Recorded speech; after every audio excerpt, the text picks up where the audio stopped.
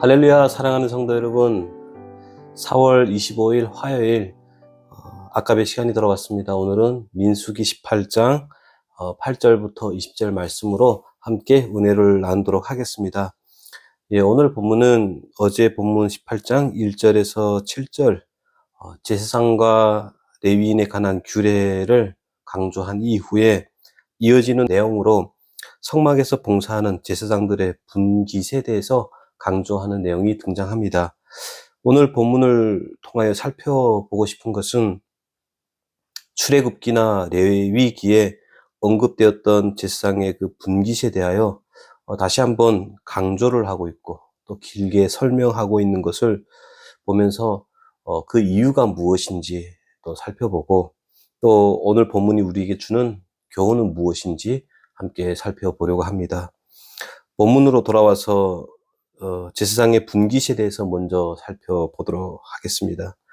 본문에 등장하는 제사장의 분깃이 어떤 것들이 있다라고 합니까? 8절에 이렇게 되어 있습니다. 여호와께서 또 아론에게 이르시되 보라, 내가 내 거제물 곧 이스라엘 자손이 거룩하게 한 모든 헌물을 내가 주관하게 하고 내가 기름 부음을 받았으므로 말미암아 그것을 너와 내 아들들에게 영구한 몫의 음식으로 주었노라 라고 합니다. 그 외에도 9절에 보면은 지성물 중에 불사르지 아니한 것은 내 것이라.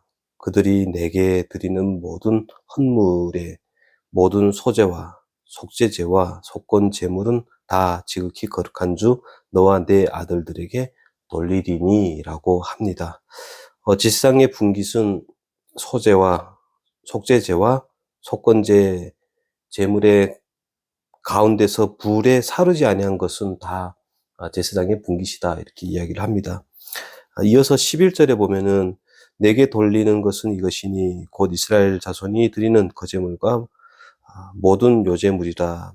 내가 그것을 너와 네 자손에게 영구한 몫의 음식으로 주었은주이라고 해서 12절과 13절에서도 이렇게 이야기를 합니다. 그들이 여호와께 드리는 첫 소산 곧 제일 좋은 기름과 제일 좋은 포도주와 곡식을 내게 주었은주.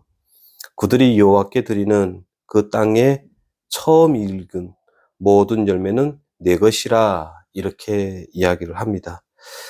모든 요제물, 곡식의 첫 수확물이 다 제사장의 분깃이다 이렇게 이야기를 합니다. 여기에서 끝이 아닙니다. 17절 보시면은 오직 처음 태어난 소나 처음 태어난 양이나 처음 태어난 염소는 대속하지 말지니 그것들은 거룩한 주, 그 피는 제단에 뿌리고 그 기름은 불사르라. 여호와께 향기로운 제물로 드릴 것이며 그 고기는 내게 돌릴지니 흔든 가슴과 오른쪽 넓적다리 같이 내게 돌릴 것이니라 라고 해서 정한 짐승의 처음 새끼의 가슴과 오른쪽 넓적다리도 주었다라고 합니다. 여기서 중요한 것은 하나님께서 하나님 자신의 것을 제사장에게 분깃으로 주신다라는 사실입니다. 다시 말씀드리면 제사장을 하나님과 동등한 존재로 여기신다라는 것입니다. 그렇다면 하나님은 왜 제사장을 이렇게 대접하시는가? 이 대접에는 무슨 의미가 있는가? 라는 것을 우리가 생각해 볼 필요가 있습니다. 다시 한번 말씀드리지만 왜 제사장은 이렇게 대접하시는가? 그 의미는 너희의 정체성을 확인하라 라는 것입니다. 너희를 향한 나의 기대는 크다. 너희는 세상이 너희의 목표가 되어서 안 되고 세상이 너희 보상이 되어서 안 되고 내가 너희의 목표이고 보상이 되어야 된다. 이렇게 말씀을 하고 있는 것입니다. 우리는 내가 가진 신앙과 또 나를 보내신 하나님의 능력으로 세상에서 덕을 많이 보는 것, 보란듯이 하나님의 일들을 척척 감당하며 살기를 원하고 아쉬움이 없는 큰 소리를 치는 그런 사람으로 살기를 원하지만 하나님은 당신의 형상대로 지음을 받은 인생이 단순히 그렇게 큰소리치고 축적하며 살아가고 인생의 자랑만을 목적으로 살아가는 것을 만족하지 못한다라는 것입니다.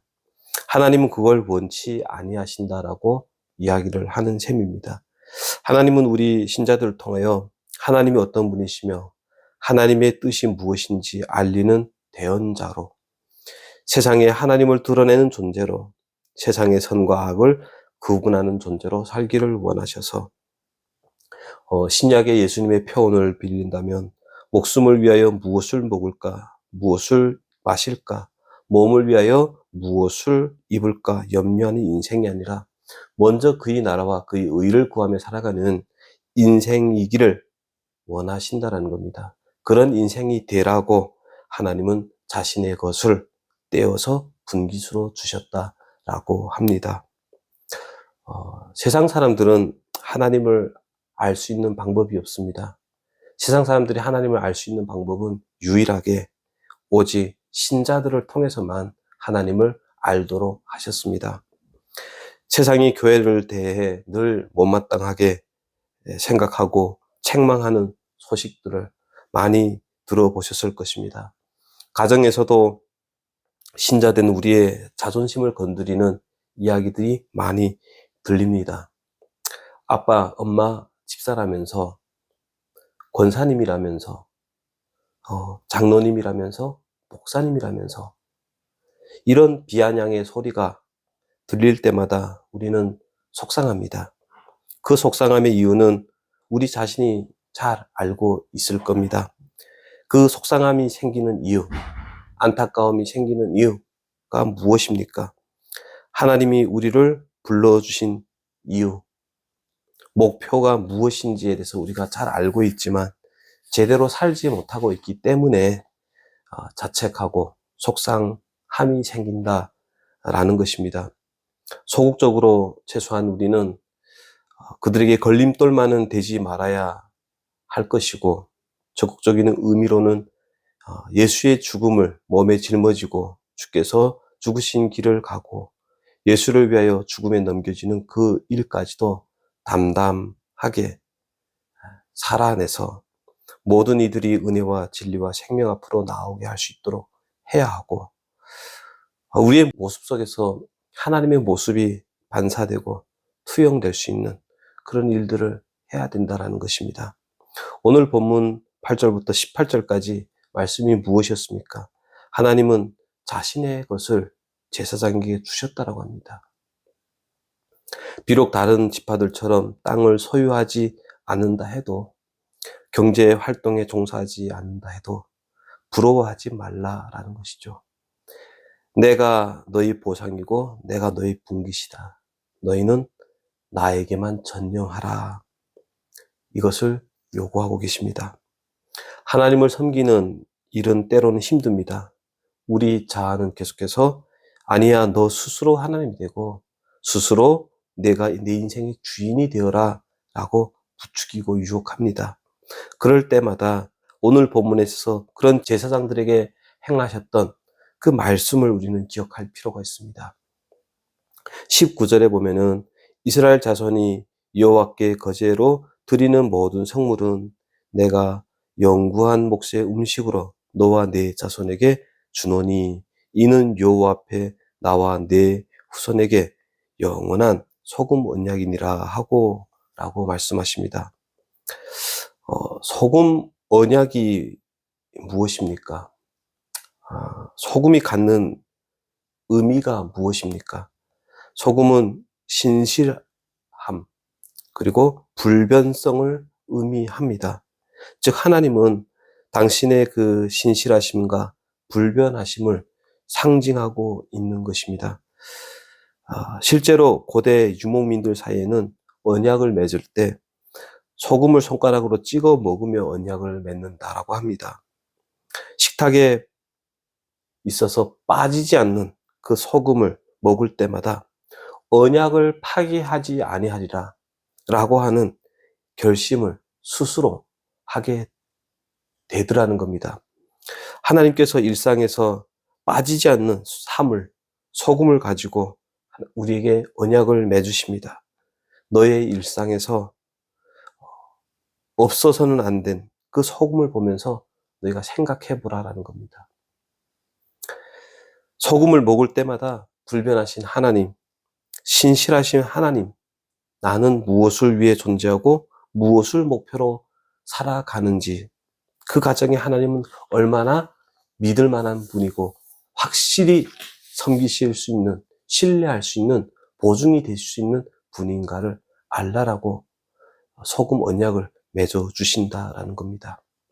이제 저와 여러분은 우리가 우리의 생명을 보존하기 위해서 애쓰고 준비하는 것과 하나님께서 우리를 위해 준비하신 것 중에 어느 쪽이 더 비중이 있는가를, 어느 쪽이 더 우월한가를 우리는 결정을 내려야 됩니다. 세상이 만든 것과 하나님이 만들어주는 것 중에 어느 것이 더 영광스럽고 어느 쪽이 더 완벽한가에 대해서 분명한 답을 가지고 살아야 합니다.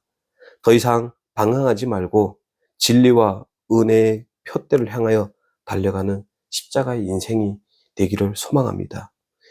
이제부터 삶이 하나님을 섬기고 하나님만 목표로 살고 살아가는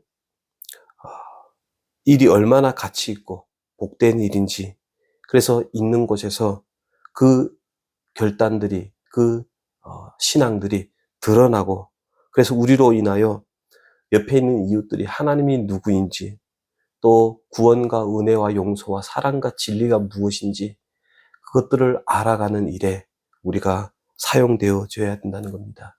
그렇게 기적이 만들어지는 일에 우리 모두가 사용되어져야 된다고 합니다.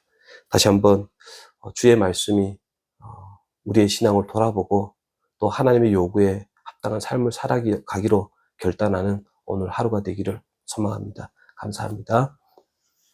하나님 아버지, 오늘도 우리에게 귀한 말씀으로 말씀해 주셔서 감사합니다.